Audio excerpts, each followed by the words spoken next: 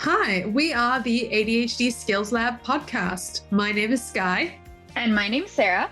And we will be your hosts, chatting to you about practical ADHD strategies you can use, the research behind some of these strategies, as well as interviewing other professionals with ADHD about how they've developed skills and working through struggles in their lives. You might know us from Unconventional Organization, where we talk about this kind of stuff all day long. So we're super excited to have you along, and we're going to chat through it together. Welcome to this week's research recap. This week, we're going to be going over a review of ADHD and hyperactivity. We're going to be talking about some of the risks associated with undiagnosed ADHD and autism. And we're also going to be talking a little bit about a different type of brain scan, looking at blood changes and what that means for people who have ADHD, medicated and non-medicated. So lots of interesting topics today, and we'll dive right in. So the first topic, this is from Current Neurology and Neuroscience. Somebody did a narrative review of the biological mechanisms, the treatments, the outcomes, all of those kinds of things when it comes to adult attention deficit or hyperactivity disorders. So this was kind of a non-systematic narrative review of 102 studies that kind of provides a very broad overview, and a few interesting things came out of it. So Sarah, do you want to jump in and tell us a little bit about what they found in general? So broadly speaking, adults with ADHD experience disruptions across almost every and or possibly any area of life. Whereas you might not be impacted on every single level, it is possible to have issues socially, with your job, with your body, things like that. They get into sort of some more specifics around those things, but it kind of just stated as a fact. This paper does that kind of over and over. It just sort of states facts. It cites those sources. And if you want to sort of do a little bit more digging into those, you have to go directly to those sources. It does a pretty poor job of explaining like where they got the stuff from, but that's fine. I think probably one of the most shocking stats that they say here is that ADHD is associated with an average reduction of 11.1 years in your life expectancy. Yeah, I was really surprised by this as well. I would say this paper is really good if you want to read one paper and get a really good sense of what the general current understanding of ADHD is. Yes. So if that is something that's for you, I would say go with this paper. The average reduction of 11 years, that was confronting. And it's kind of interesting because both me and Sarah were sort of like, wait, tell us more. Tell us why. Like, what's going on? And they sort of didn't in too much detail. And part of that's obviously going to be because they don't have ADHD. Chances are the people who wrote this. Yeah. And they're sort of just providing the information. Yeah, they did a really good job, at least during their citation. They also wrote that the study that they're citing is a cumulative risk assessment based on data from 14 different variables of ADHD.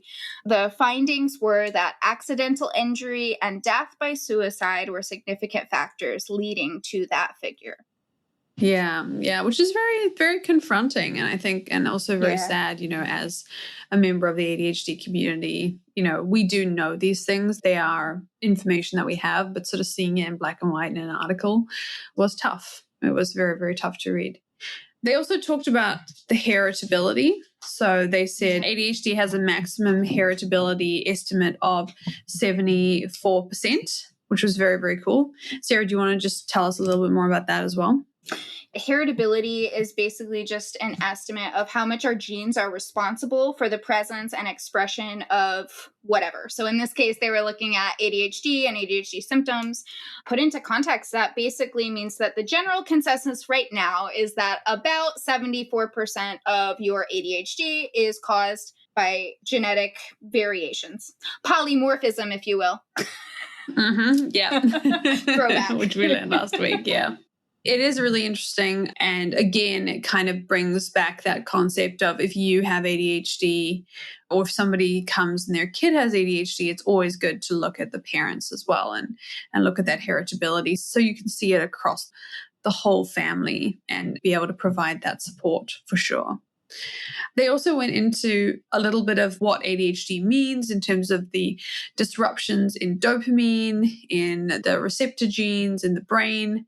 They talked about norepinephrine playing a role, which is another part of the brain, which they've seen some things with regards to effectiveness in treating ADHD symptoms. So, Sarah, do you want to chat about that as well? Yeah, so I did a pretty deep dive into this when I first read it. That's why I'm asking you. Well, I was really excited because for all that we know about dopamine and ADHD, it sort of feels like not the complete picture, right? So norepinephrine is part hormone, part neurotransmitter, just like dopamine. It's synthesized from dopamine, which means that your brain takes the dopamine and turns it into norepinephrine, which for someone who just doesn't make enough dopamine kind of might be a problem. Yeah. So norepinephrine is the hormone that triggers the fight or flight response. Basically, it increases alertness, arousal, attention. It can also affect your sleep-wake cycle, your mood, and your memory. It's a lot of things. So that's a lot, yeah. And the implications for this and understanding this better in the ADHD context are huge, especially as it relates to the emotional dysregulation conversation. Yeah, that's such a good point.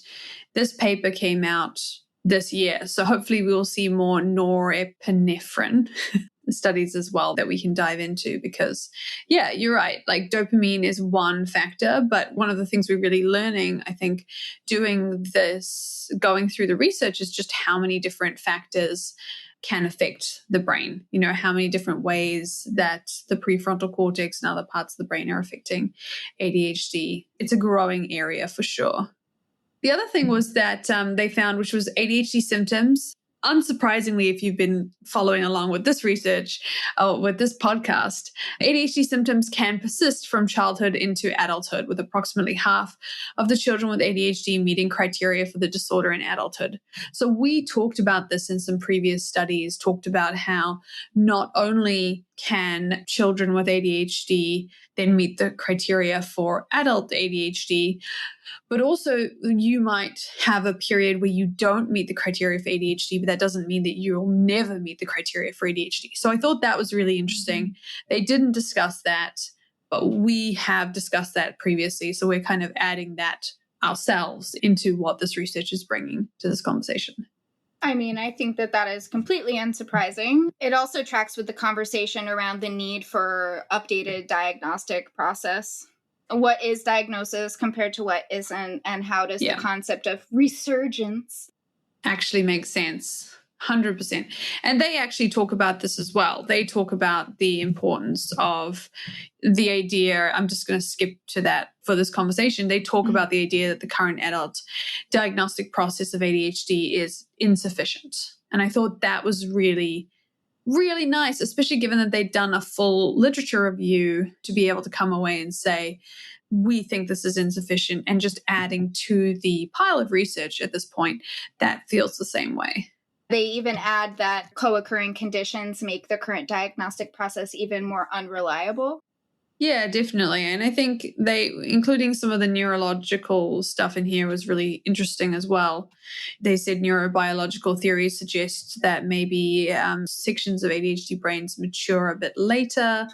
There's executive dysfunctioning, there's metabolic disturbances. There's a whole raft of things going on in the brain that could be affecting why we're experiencing ADHD and what that looks like. And once again, it does really bring up the possibility that maybe there should be some kind of neurological assessment done as part of ADHD diagnosis rather than it just being a more clinical one. I know it depends where you go. Sometimes that is included, but the potential of that being an option would be really good. And they sort of, I think, hinted that here as well. Awesome. So what is the overall impact of this study? Yeah, I mean, it sort of functions as like a one-stop shop for the current research on adult ADHD. They also did a really good job of shining a light on those unanswered questions. The debate is on about the current diagnostic process and things like that and what to do about it. So the impact is really that it continues that conversation. Yeah, I will say the more we do these episodes, the more excited I am for the new DSM to come out. I'm just like, I'm going to be reading it, just be like, do you have it? Like, what's going on? But yeah, in terms of practical takeaways, I would say if you can access this, I mean, if you can't, then we kind of go through it. But if you can, having something like this, having an understanding of the latest research will hopefully allow you to better advocate for yourselves and your loved ones when you are discussing ADHD and how it works, and maybe discussing the need for you to be tested as well if, you know, your child or someone else in your life has been tested that is related to you, and other things like that. It's always important to have that information and just make sure that you're on the same page if you can. And this is a good paper. So yeah, I would flag this paper as one to read for sure. So the next thing that we're looking at is the risks associated with undiagnosed ADHD and or autism. And they did a mixed method systematic review, which means it's a combination of looking at data and then looking at survey results as well. So a combination of different things. I will flag this paper before we go into it.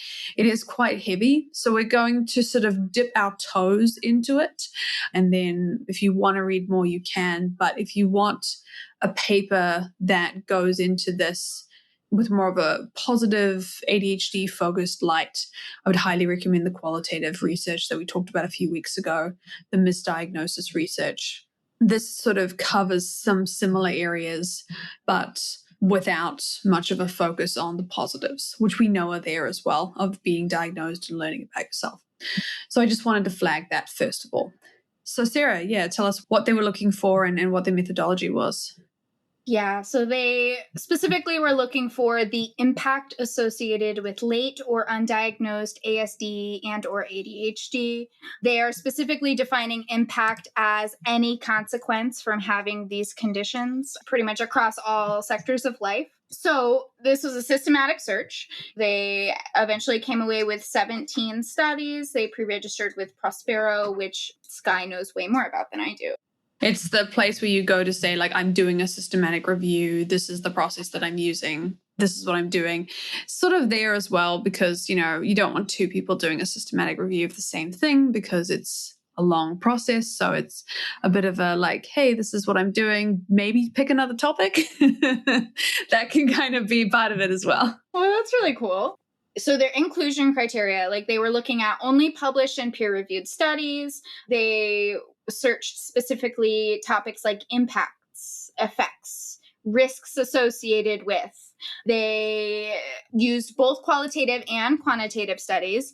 And their search criteria was basically from like the inception of the publication up until the 5th of December, 2022, which is probably when they concluded. Exclusion criteria, if there was no diagnosis status, threw it out. If it talked about more than just ASD and ADHD, they threw it out. Gray literature, studies not in English, you know, pretty standard things.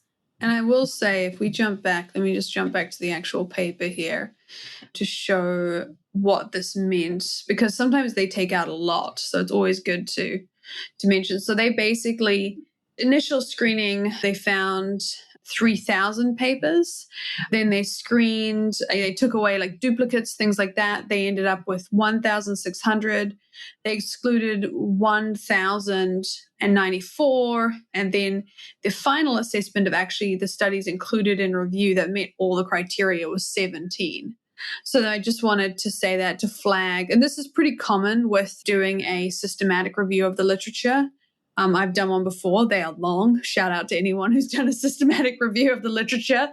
It's a long process, but they basically ended up finding only 17 papers that met their criteria from a very broad total of about 1,000 if you take away some of the duplicates. Wow. Yeah. That's something. Yeah. It's a big endeavor. There's a reason why people do systematic reviews and you think, yeah, you're just reading literature. Like, that's not much. It's like, well, it can be. So let's go into some of their findings. So Sarah, do you want to take us through sort of the three main themes of what they found? Among everything that they found, they grouped them into three sort of themes: physical and mental health, offending behavior, and day-to-day impact. Mm-hmm. So in the physical and mental health category, it's things like looking at doctor's visits, co-occurring disorders, mental health and sleep, general things like that. The offending behavior is a little bit interesting to define. Like it basically just talks about rates of what I'm used to calling maladaptive behaviors, like substance abuse, run-ins with the law, and that sort of thing.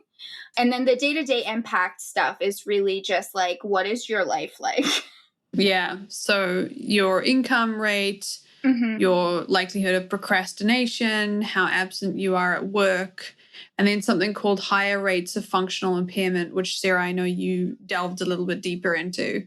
Just functional impairments, things like struggling with self-care or struggling to manage your finances, social interactions, and that sort of thing. Yeah, definitely. And in terms of what they found that basically, as we mentioned, there was just more negative outcomes for people who had ADHD across all of these areas.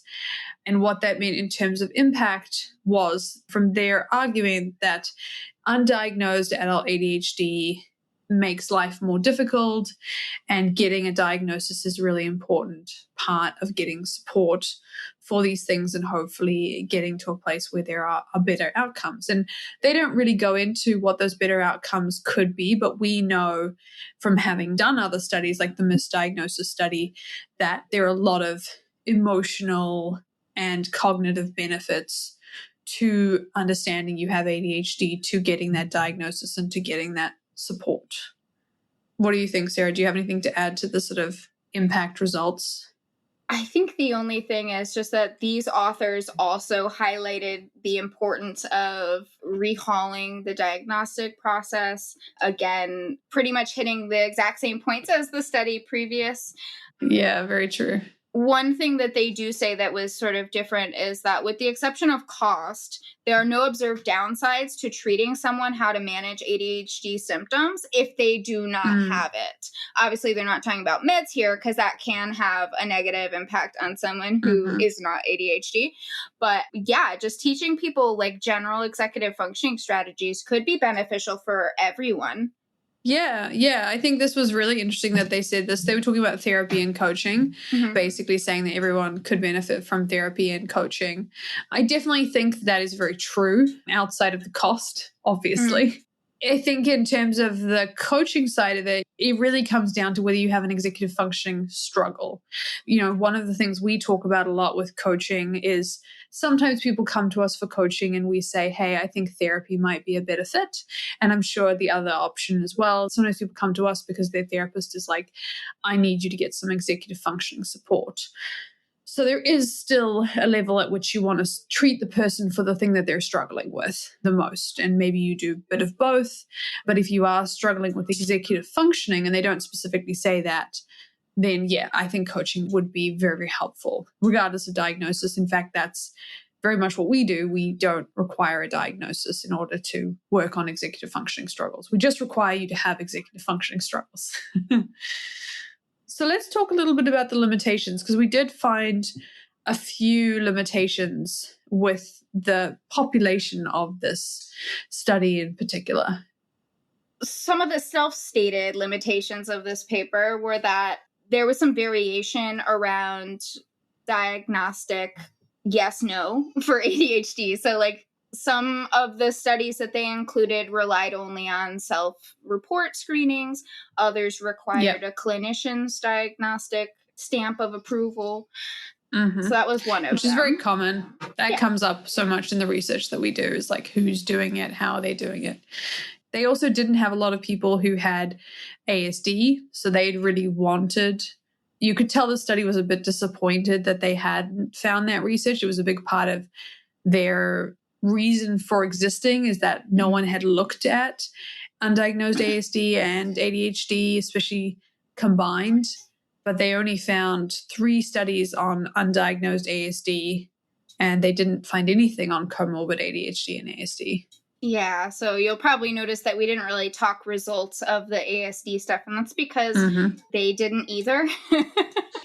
Yeah, so that was interesting. So definitely more, I think anything that can be done on comorbid ADHD and ASD. I know this is such a new area to begin with, that there's not a lot of that, but we know it's definitely a factor and it's a highly comorbid thing. So any more research on that would be really helpful.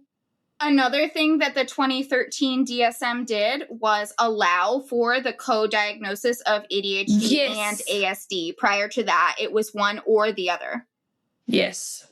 Sorry, it's so confusing to me that I forget. It's so silly. I mean, I guess you have to put people in a bucket.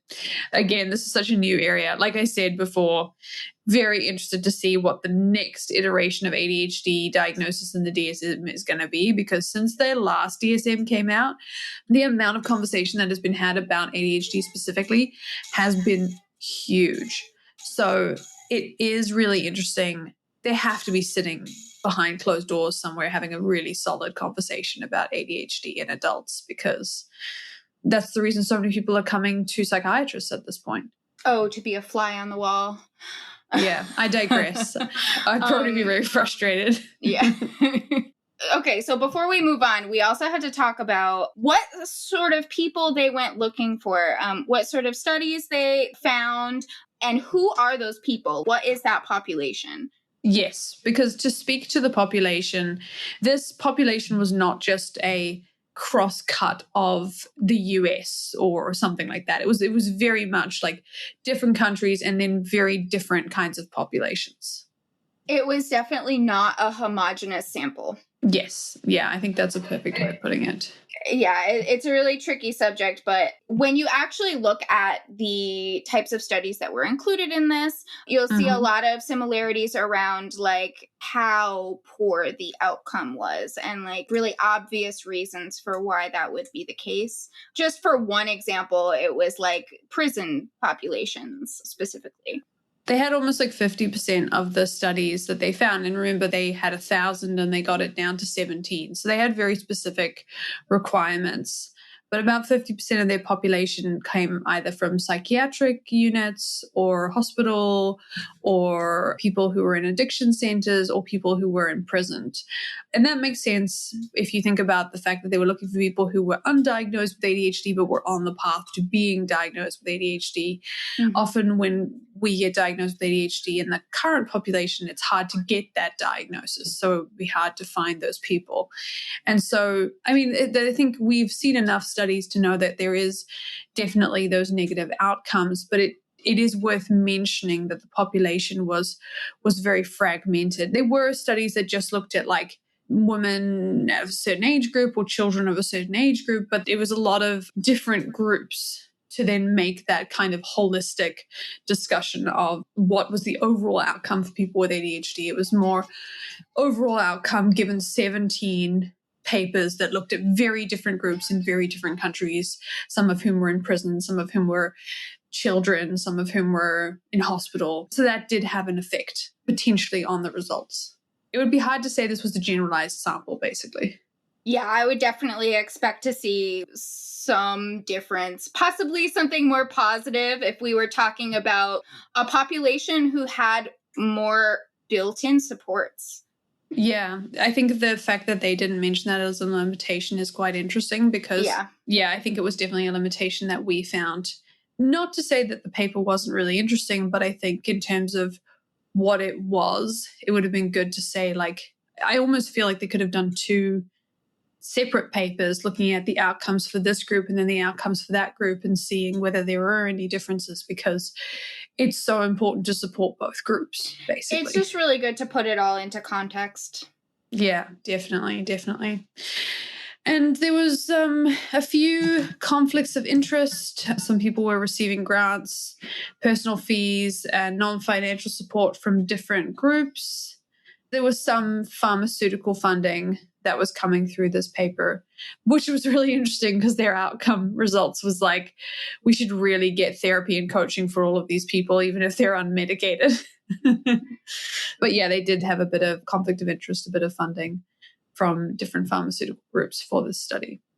Definitely a heavy study, but one we thought was worth mentioning as well, because it is good to have this kind of information, but then also to consider it in context and all of those kinds of things.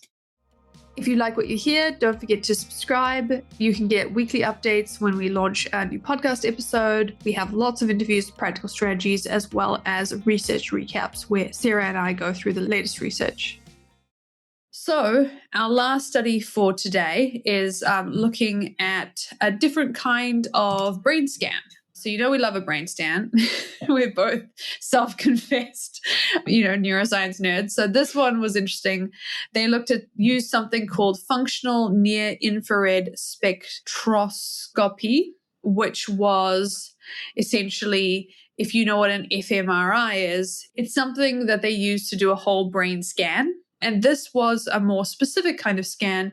They were looking at deoxygenated and oxygenated hemoglobin. So they were looking at blood in your brain, what it was doing, comparing it to people who didn't have ADHD and seeing if there were any differences. Once again, moving closer to what we talk about with regards to the idea of could we diagnose ADHD in a different way?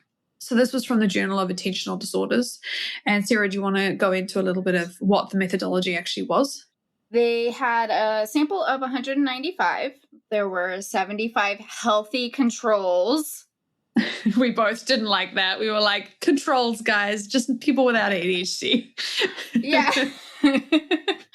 Yeah. And then there was also 75 medication naive outpatient adults, which means people who do not have a tolerance to medication. So either they don't take it or whatever the case may be. And then 45 medicated adults as well.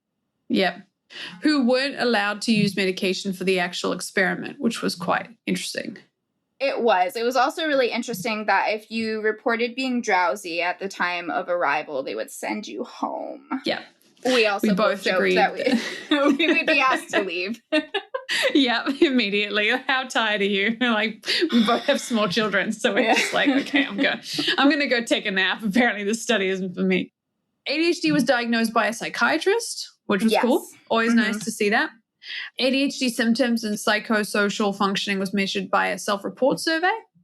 They also measured your cognitive function, depression and anxiety, and then they did the actual test. So do you want to take us through, Sarah, what does it look like to do this functional near-infrared spectroscopy? I still think I might be saying that wrong. Spectroscopy. Spectroscopy, yeah. And what was that process like? So imagine if you're a patient, take us through what they would have done. So I'm going to try to make this as simple as possible because they use the word optodes and I was just like, what? Basically, they put the little receivers on your forehead and your scalp, and they were looking specifically at the changes to your blood while you participated in a particular task called a verbal fluency task. More on that in a second. They were looking at changes specifically in like your bilateral prefrontal cortex, frontopolar cortex, and the interior regions of the superior and middle temporal cortex. So basically the front of your brain and then also sections of the sides of your brain were there as well. So if you think about you're kind of wearing a little helmet or maybe even a visor on the front of your head, that's kind of the areas of the brain that they were looking at specifically. So the verbal fluency task, basically you were given some letters and then you had to come up with as many words that started with that letter as possible. And at the same time, they were monitoring those blood changes in your brain again. Really interesting. Yeah, and that was really interesting. Yeah, and we spent a bit of time looking into why the verbal fluency task, and what we can see from why they did it was because it was a good task to measure blood flow shifts. This is something that they'd already discussed and had found worked really well. So they wanted to do that task. So it wasn't necessarily looking for whether you were good at the task, which my academic brain is just immediately like, did they win? Did they do well at the task? I don't know. And the truth was that everyone did about the same. And that wasn't the point. The point was that even though they did do about the same, the actual differences in their brain were still different if they had ADHD versus not, which was so interesting. Personally, I just found that really interesting that even if we do the same things and get about the same results as neurotypicals, how we do it in our brain might look different. Yeah, that concept is just so crazy, but it really just lends itself to like, this is why we call it a neurodevelopmental disorder. It's just a different sort of class. Yeah, even if we get to the same outward result, we might be doing it in a different way. And this study really, really highlights that. So anyway, do you want to get into the results, Sarah? Because I'm skipping ahead. The blood response that they found during the verbal fluency task was lower in patients with ADHD compared to the control group, which supported previous research. And also, there was no significant difference between the medication naive and the medicated patients. They're not sure if it's because of the wide variety of medication that an ADHD person could take, but also you weren't allowed to take your Ritalin on the day of participation. Yeah. So which one is that? Yeah, I feel like, if you don't take medication, you tend to have a bit of a rough day. I almost wonder if they were wondering if this was going to have, like, if ADHD medication has a long-term effect, like maybe overall it kind of supports your ADHD even when you're not medicated.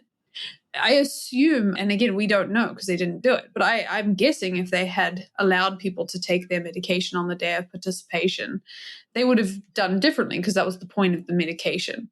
So to not take the medication feels a little bit interesting. But anyway, that's what they did. There was an interesting result, but perhaps unsurprising. Sarah, what do you think? You're frowning at the screen. So I was looking at if they provided justification for telling people not to take their meds. Mm-hmm. I'm not seeing anything yet.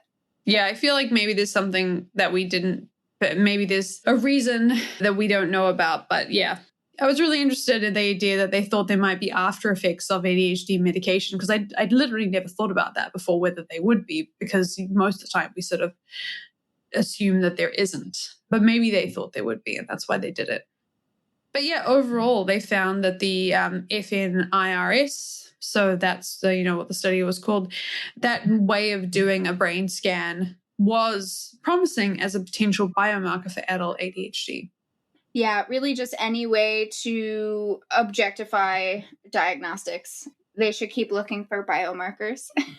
Yeah, definitely. A very, very cool biomarker, particularly because there was no results that you could see outside of the biomarker. And yeah, in terms of the impact, it adds to the research. It was one of the first studies using this particular kind of infrared light, looking at hemoglobin in the cerebral cortex, as opposed to doing a more general brain scan, which was very cool. So again, using a different brain scanning system to do it. Overall, very cool study. They did have some limitations. All medicated patients with ADHD stopped their medication on the day they participated, and they thought this might come with a substantial performance deficit. Again, why did you do it then? I don't know. We'll have to ask the people who did it. So that was one of the limitations. It is a preprint study. It's been peer reviewed. It's been accepted for publication, but it hasn't been yet published in the actual journal volume. And that happens all the time. It takes a while for these things to come out. So yeah, Sarah, what do you think a practical takeaway of that study would be? I think the practical takeaway of this is really just that we should be looking at more of those biomarkers for ADHD, because just borrowing from the previous two studies that we were looking at, just the subjective clinical interview is not necessarily always sufficient, reliable, whatever the case may be. So biomarkers, in addition to that clinical interview, are really going to be the new gold standard. That's my prediction anyway. Yeah, I would agree. I think it will be interesting to see if the DSM does that. I mean, because essentially the thing we've been using to diagnose ADHD has been the DSM, and the DSM really focuses on that psychiatric clinical interview process. They don't really talk about bringing in additional markers. So for them to do that, they would really be going outside of what they do, what they've currently done. I agree with you. I think it would be really cool to see that happen and to see more accessibility for that as maybe even a pre-screening tool to do the next thing, if that's an option. But it would require quite a big shift in how things are currently being done. I've been really excited about the new DSM for many years. And when I was talking to my clinical psychologist about this, he kind of said that I would be waiting for a really long time because there was a really big debate going on about how neuroscience is going to change how we diagnose people and that we might need to reimagine the entire DSM as a structure. And that's going to take a really long time. He was like, keep waiting. Yeah. So how long is it going to take for multiple academics from different systems to agree on a process of diagnosis? Oh, no. They can't even agree on words definitions. Yeah, we're still trying to figure that out. So yeah, definitely it could be a while. Oh, well, until they do, we will be here continuing to bring the research and continuing to ask for more academic research, particularly neuroscience and other spaces as well. So yeah, 3 interesting studies, a couple of heavy topics, but good to discuss. And obviously, if you have anything you want to add, if you want to say anything, just send me an email. You can find me, Skye, at Unconventional Organization, and I'm more than happy to chat about the stuff, always. Great. Well, wonderful to see you again, Sarah, and I'll see you next week for the next episode. See you next week. Thanks for listening. If you'd like to reach out or connect with us, you can leave us a message at admin@unconventionalorganization.com. You can also find out more about our ADHD coaching organization, read our free articles, or sign up to our online courses at unconventionalorganization.com. That's organization with a Z or an S. They both will get you there. If you'd like to learn more about what we discussed here today, or you want to read the transcript, you can find that at our show notes page at unconventionalorganization.com. If you've enjoyed this podcast and think someone else might find the strategies and stories helpful, the best thing you can do is share episodes using the share button in the podcast player, or leave a 5-star review on Apple or Spotify or your podcast player of choice, letting them know why you've benefited from this podcast. Thanks so much for listening, and we'll see you back in the ADHD lab next week.